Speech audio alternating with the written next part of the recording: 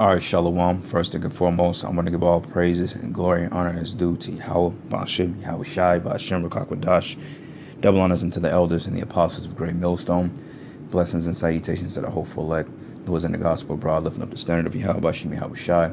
This is just a quick lesson, just a little encouragement for brothers through the Spirit. I know sometimes we get complacent or we can get mentally broken down living in a society of lawlessness and jacked up statues and lawless behavior, due to this rulership, this toxic rulership, which this is a very and an extremely toxic society. All right, I can say that with confidence. That's the least I can say. It's full of deceit, it's full of lies, it's full of death, it's full of stress, sickness, mental illness, whatever you can think about. This society promotes. Okay, it's like a big platter, a petri dish of wickedness. All right. But you have to understand that this is all part of the balance, and this is all part of the things to come for the ushering in the kingdom of heaven, which we're close at the door. All right, this is like running a relay race, and we hitting that last lap. We just made the last lap. Now we almost at the finish line. Now the time is to pick up the sprint. Don't drop, don't faint. Faint after you hit the line. Because that when the rest really comes. But nonetheless, brothers, we almost out of here. I got faith in that, and I believe that the Lord is going to deliver. I just believe He's going to deliver us, man. I feel that through the Spirit, that miraculous things are getting ready to happen, because the left-hand side is rising up extremely fast, and if there's no right hand to counter the blow, then we're all done for. But we already know the Lord, He operates in balance. So if He's raising up the left hand, He's gonna have to raise up the right hand. No ifs, ands, or buts, man. Period. It's just the Lord. He's not a liar. All right. He's balanced, and He's not gonna be late. But nonetheless, this devil, he's in trouble. Esau is finished. It's done. He's not coming back. This is his last go around, his last hurrah, so to speak. All right. So anyway, this is the book of Luke 13, and I'm gonna start at verses Let's start through 23. It says, Then said unto one of them, Lord, are there few that be saved? Then he said unto them, Strive to enter in at the straight gate. For many, I say unto you, who seek to enter in and shall not be able. Right? There's a lot of guys in this thing that want to come into the truth, and that was in the truth. They ultimately fell out and went back into the world. Prime example, look at these celebrities right now. They desire to come into the truth, because all this information is coming out about the Israelites, but they've already made their path. So a lot of them were already rejected, and they know that. And this is why these celebrities, they have a certain sense of guilt on their consciousness, man, because they know that they didn't fucked up, So it says here, and when once the master of the house is risen up and have shut the door, and you begin to stand without and to knock at the door, saying, Lord, Lord, open to us. And He shall answer and say unto you, I know you not, whence ye are. Like, I don't know you. Who are you? All right. And the Lord is getting ready to excommunicate a lot of people from this thing. We just got to keep being faithful and stay, on par with faith, and keep doing the work of the Lord and believe, then we'll be okay. But like Ice Cube, Brandon T. Jackson, Nick Cannon, them dudes, man, they ain't coming into this thing. The Lord don't want those men. If He wanted those men, He would allow them to come into this truth. He wouldn't allow them to sell out. Like everybody making this big deal off this guy Chadwick Boseman dying from colon cancer. Like, okay, and, they got him, Kobe Bryant, and some goddamn Nipsey Hussle, which Nipsey Hussle was nothing but a nigga. All right, as the heroes. Like, these are the heroes that our people look up to. A bunch of sellouts, misleading leaders that misled our people into hell. Okay, when I say hell, destruction. Nipsey Hussle wasn't nobody to look up to. All right, he was a sellout just like Chadwick Boseman and Kobe Bryant. Kobe Bryant was a high-level witch. But these are the men that is promoted and perpetuated throughout this society to be looked at as some type of idolizing figure, which is totally it's off. But the Lord's getting ready to flip all that, because these men that you once looked up to, they're going to be the ones that's going to be last. All right, they're going to be the ones in the kingdom that's going to be taking orders and that's going to have their head down. Sure, they would be kings. Sure, they would live wealthy and lavish. They'll have a way greater life than what they ever had on their side. But at the end of the day, they're going to have to deal with that everlasting shame and contempt, And it says here, then shall you begin to say, we have eaten and drunk in thy presence, and thou hast taught us in our streets. But he should say unto you, I tell you, I know you not whence ye are. Depart from me, all ye workers of iniquity. Okay, and that's gonna be what Yahweh Shai is gonna tell them, man. It's not gonna be nice. You know, like a lot of these dudes, man, they finna start trying to come back out the woodwork. You know, you brothers will see, man, and it happened a few times. A couple of old brothers, they come up to the camp like they still been out here teaching. Look, don't come around us, man. You know what I'm saying? Because hey, you're going to get dismissed. Best thing you can do is get a garment, go out there and do the work. That's the best you can do. Put your best foot forward. You know, like I tell brothers all the time, well, I want to come and join your camp. Nah, you don't need to join my camp. You go out there and do the work, man. Because a camp ain't going to save you, you know.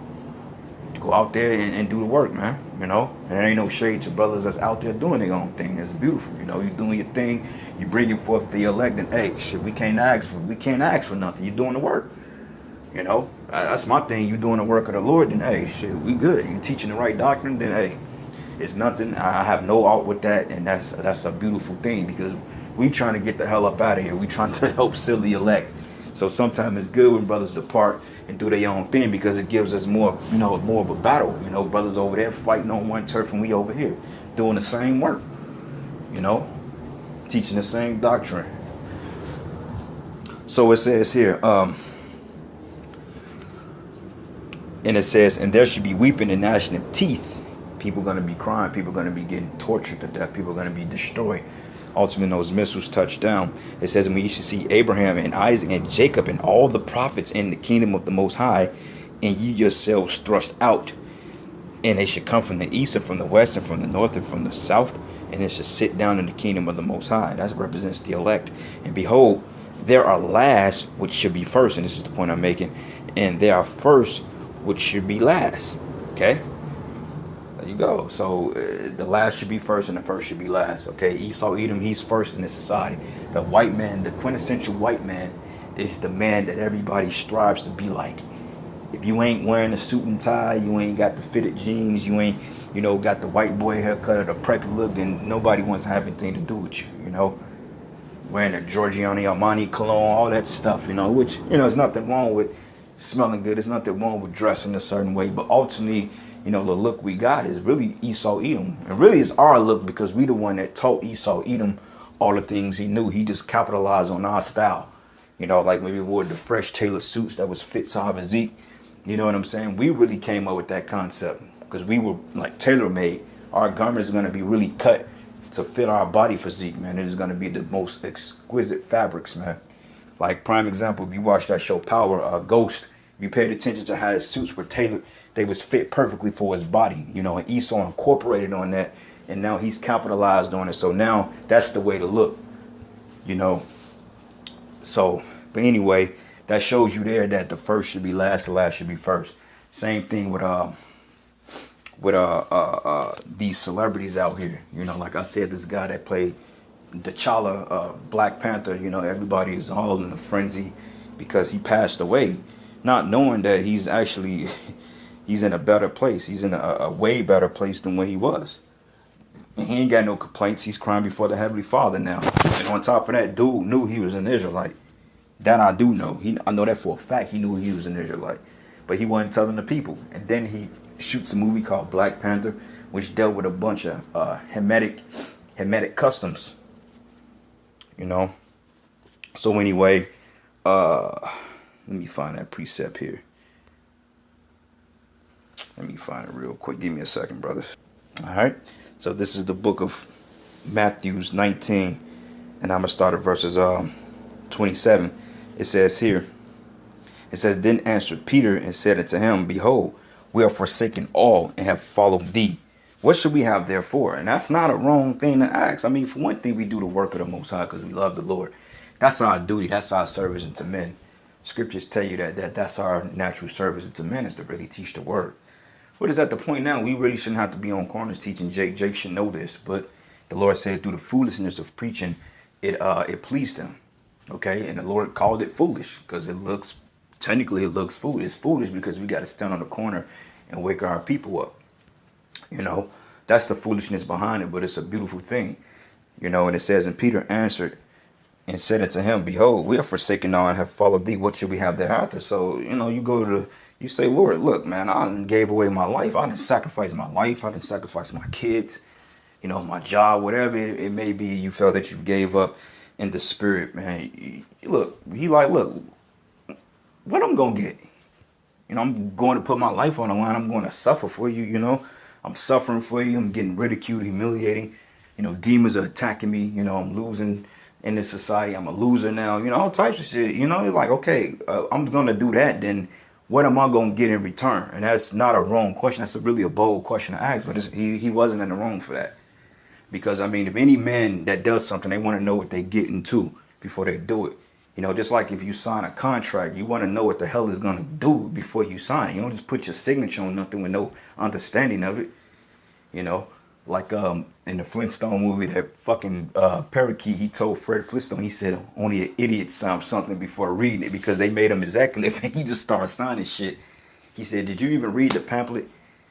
He called him an idiot, And it says here, and Yahushua said unto him, Verily I say unto you, that ye which have followed me in the regeneration, once again, reincarnation, okay, which proves reincarnation is indeed biblical vocab.